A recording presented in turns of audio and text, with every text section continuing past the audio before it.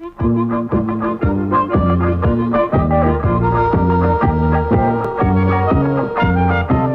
all over the countryside, ask the Leylands, ask the Leylands. Travel all over the countryside, ask the Leyland brothers.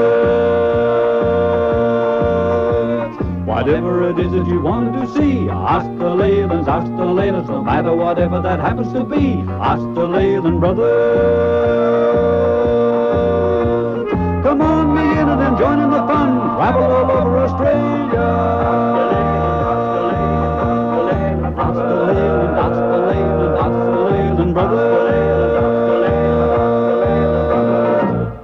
Well, you've really sent us some interesting letters, and they take us all over Australia. Where do we go to first, Mike? First we go to the township of Tumut, in fact beneath the Flowering Reservoir, where we have a look at the trout farm there. And for all those frustrated trout fishermen, this is a place you can actually see some trout and catch one if you like to hire a small rod. But they breed the trout there, and they're processed, frozen and sent to our capital cities. Where do we go to then, Mal? Well, our next story comes from Western Australia. It comes from Perth, actually, or almost Perth. Just in the hills here outside the city, we meet an interesting artist who has applied the earnings from his art into setting up a beautiful wildlife sanctuary for Western Australian wildlife. And then, for our final story, we have a look at some more wild animals on Kangaroo Island. This is in answer to so many letters from people that have written in wanting to see Kangaroo Island. We see the people on the island and the whole environment of the island, and we also have a really good close-up look at the sea lions.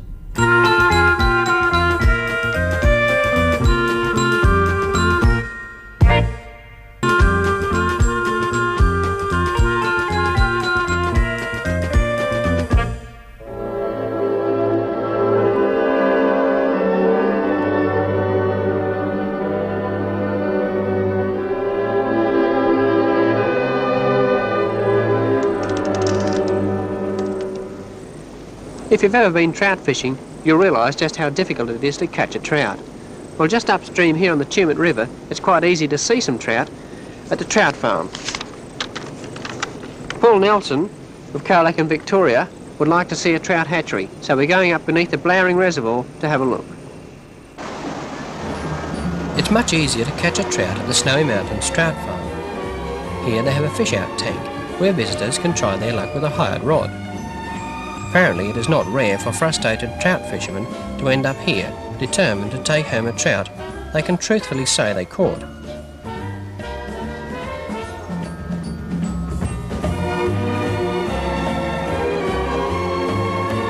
Even in the tanks, the trout are elusive, probably because they are fed so well by visiting children.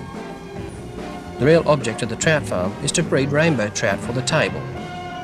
Scooping out the brood trout for egg stripping is much easier than fishing for them.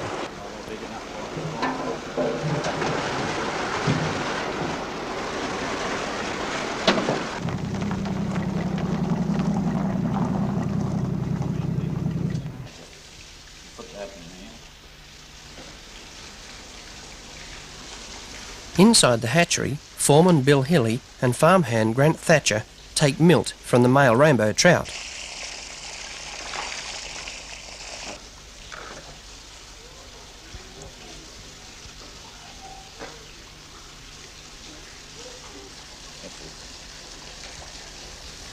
The eggs are gently removed from the female fish using air pressure from a bicycle pump.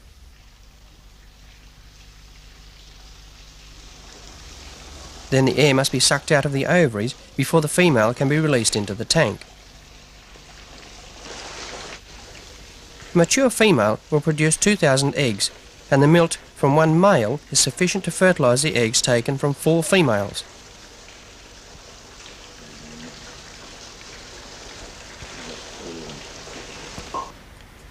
The fertilised eggs incubate in plastic jars, with 35,000 eggs in each jar. After 3 weeks, the eye of the embryo is visible. Then they develop into fry. When their skin pigments have developed, the fish, now called fingerlings, are moved to the outside tanks, which house 10,000 5-gram fish. The farm is ideally situated beneath the Flowering Reservoir. A richly oxygenated supply of fresh cold water at stable temperatures is always available. The farm trout survival rate is 90%, compared with 2% in natural conditions. Managing Director of the company, John Barclay showed me the large rearing tanks. John, why are all the fish hanging around the catwalk here like this, all that close to us? Well, this is our feeding flume, and each day the feeder will come by 6 or 7 times and give them their feed. If I can perhaps show you some, show you their reaction. And this is the reason we don't let visitors up here, because they lose a lot of weight in their feeding frenzy, as you can see. They really boil the water up, don't they? Yes. There's roughly 4,500 trout in there. In each one of these tanks? In each tank, yes. And how big would the trout be that you've got there? They're just short of market size. At about 300 grams, we take them over to the processing house and process them for market. The fish are fed on a pelletised high-protein food. It takes about 2 parts weight of food to produce 1 part of trout flesh. This is good compared to cattle, which need a ratio of 8 to 1. Circulating water keeps the food in suspension, as rainbow trout will not feed off the bottom.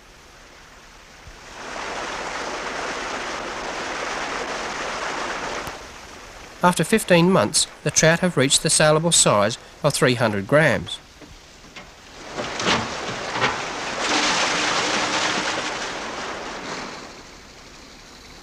A newly developed mechanical elevator will speed up the operation of moving fish from tanks and channels into the trucks for transport to the processing plant.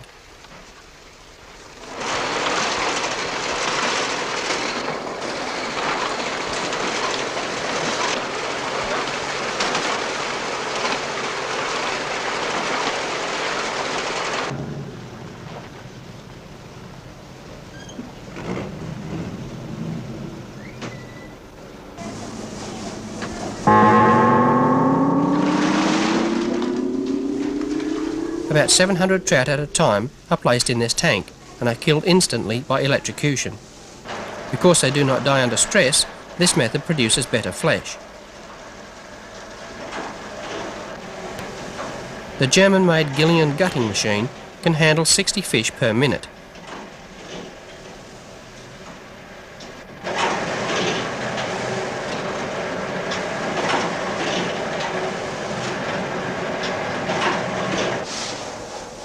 After gutting, the fish are cleaned with revolving nylon brushes before they are sealed into plastic sleeves for weighing and packing. To retain the trout's flavour, the packets of fish are frozen to -5 degrees Celsius in 20 minutes. The cartons of trout are shipped frozen to the capital cities to be sold to the restaurant trade. Snowy Mountains Trout is the largest trout farm in the Southern Hemisphere. It is a perfect example of aquaculture.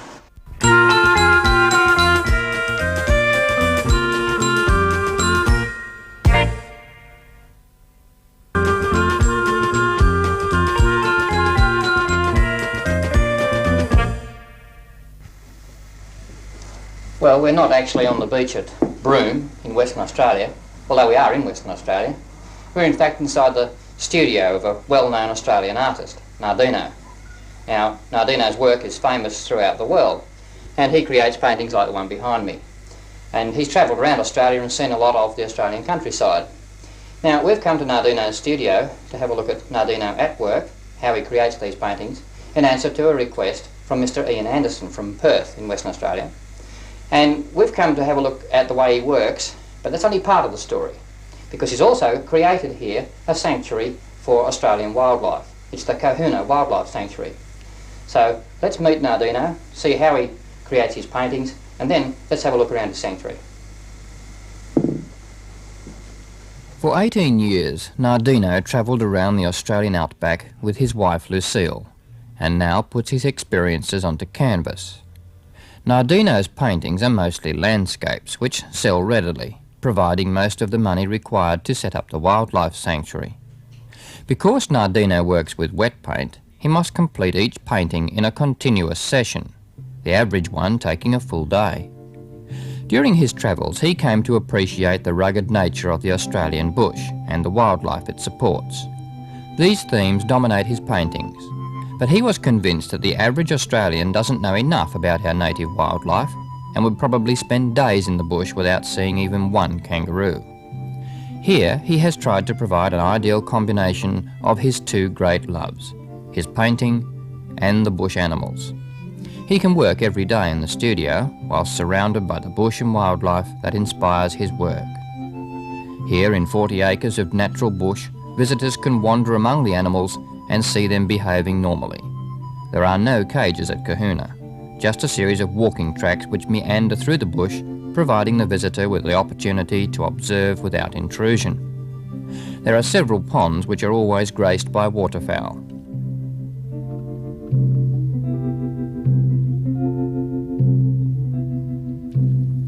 Nardino says that many visitors are accustomed to caged animals and find it difficult to accept the idea of simply wandering through the bush to see them. For the children, there is another way of getting around. A group of steam engine enthusiasts have a popular model railway running through many parts of the park.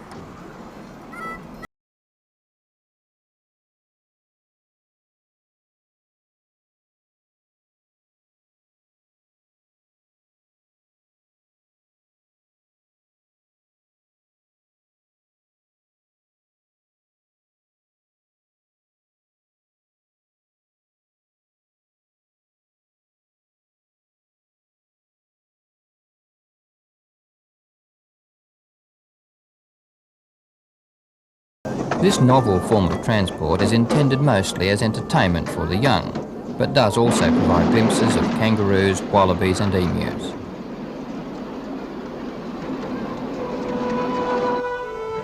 At feeding time, most of the animals, like the pelicans, turn on a rowdy, comical display which always attracts a crowd.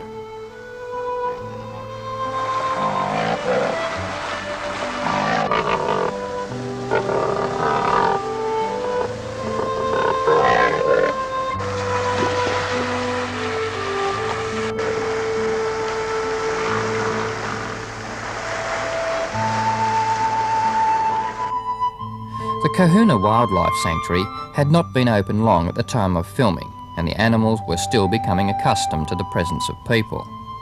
Nardino's hopes for the park are that in time, people will appreciate that the real benefit of the place is that here is a piece of virgin native bushland chock full of all the native creatures of the Australian bush, and that without cages, they can be seen behaving naturally.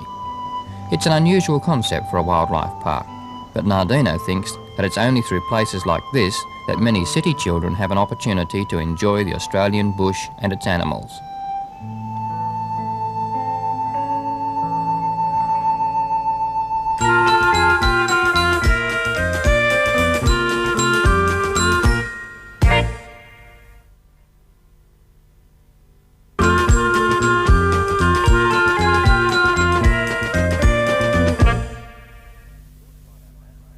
A short flight out of Adelaide reaches Kangaroo Island, the third largest off the Australian coast.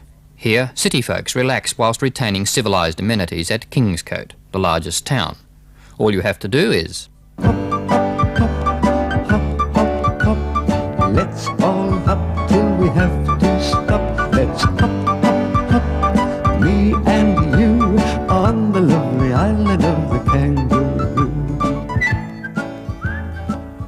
And we've come to Kangaroo Island to answer this request from Cheryl Winnan of Lyndoch in South Australia, who says, "Dear Mike and Mel, I would like you to show a film on the seals at Kangaroo Island, and I'd like you to go to Seal Bay to find them."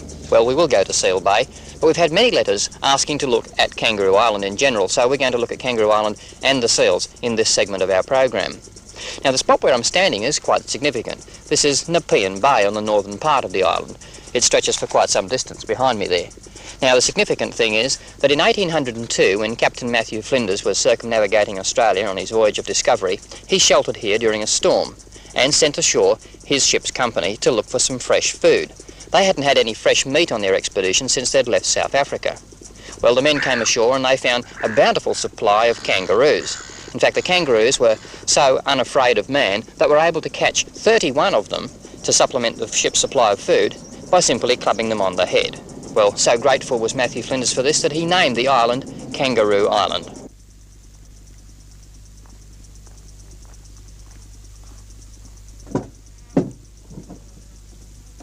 There are about 1,600 kilometres of roads on the island, so it obviously requires at least a week to see everything.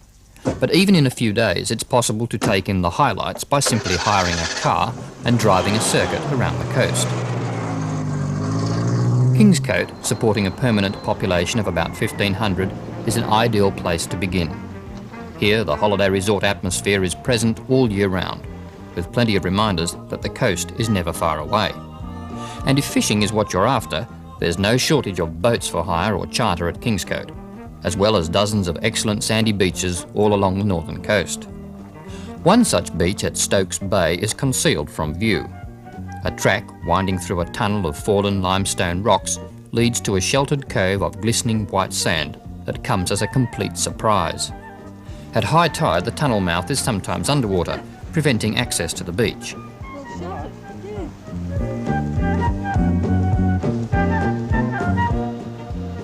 The natural rock pool affords excellent, safe bathing for children.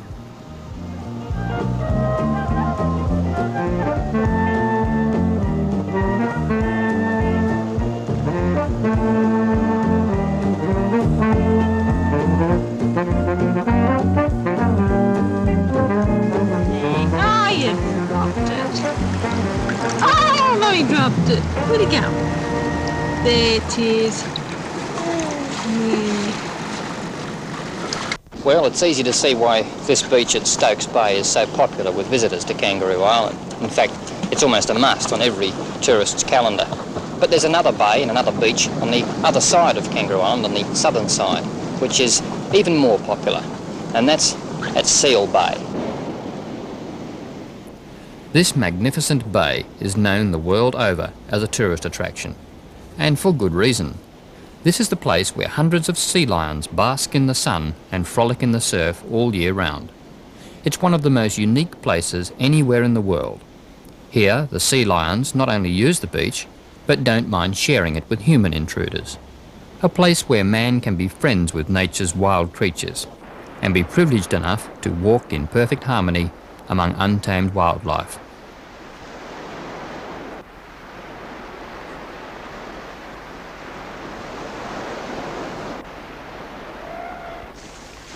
The sea lions are also known as white-capped seals.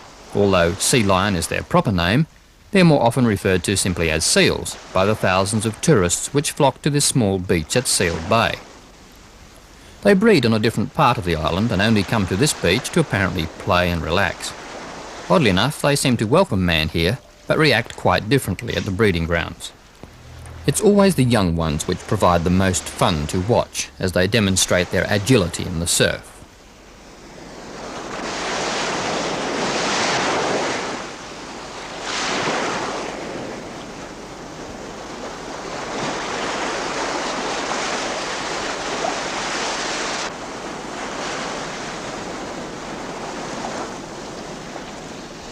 Perhaps their appeal lies in their almost human behaviour.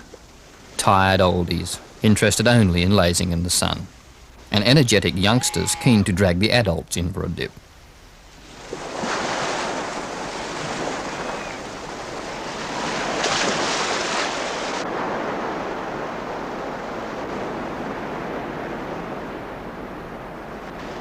This flourishing seal colony is the highlight of any visit to Kangaroo Island.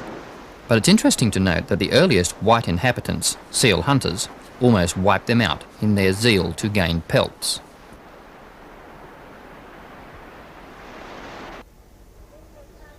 West of Seal Bay, near the south coast, is the Kelly Hill National Park. This is an ideal place to stop for lunch under the shade of the eucalypts. But the real attraction here lies hidden under the ground. In 1888, a horse named Ned Kelly and his rider fell through the thin crust of a limestone cavern and so discovered the extensive and beautiful Kelly Hill Caves. Today, a resident ranger conducts guided tours through the caves 4 times daily. Very deep, down the bottom there's about 70 feet below the surface.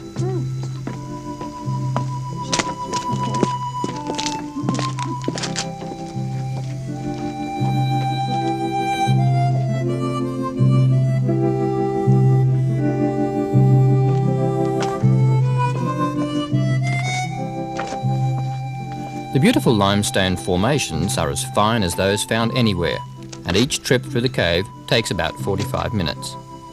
Exploration has shown that the entire cave system is much larger than the part open to the public at present.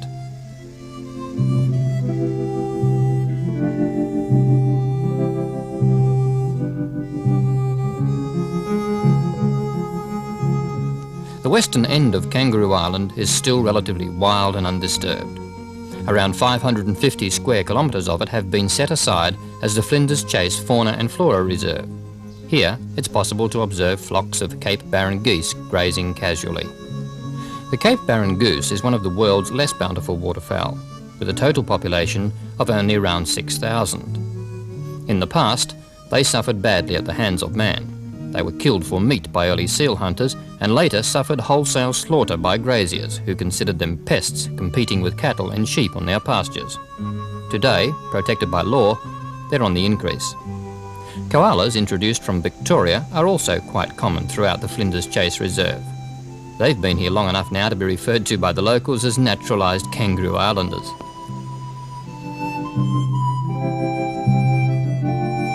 Also on the south coast is probably the island's most spectacular natural feature, a giant exposed dome of granite capped with a collection of odd and grotesquely shaped rocks. This strange outcrop is known as the Remarkables, an apt name indeed. The bald dome drops almost 80 metres vertically into the ocean at Kilpatrick Point. Here, among the weird shapes of weather-worn granite, we round off our look at Kangaroo Island with the thought that in many parts of the rugged southwest coast, nothing has changed much since Captain Matthew Flinders discovered it. It still has a bountiful wildlife population and that timeless fascination which seems to be common to all islands.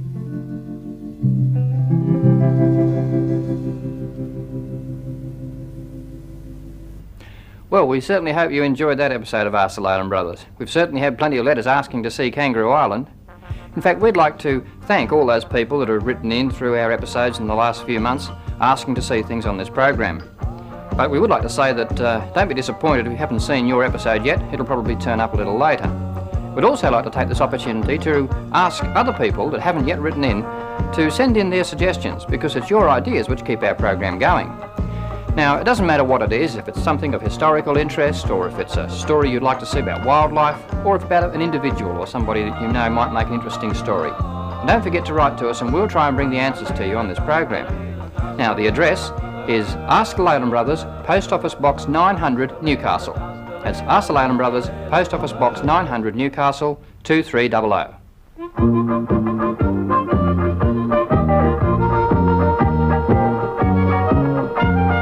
Travel all over the countryside, ask the Leylands, ask the Leylands. Travel all over the countryside, ask the Leyland Brothers. Whatever it is that you want to see, ask the Leylands, ask the Leylands. No matter whatever that happens to be, ask the Leyland Brothers.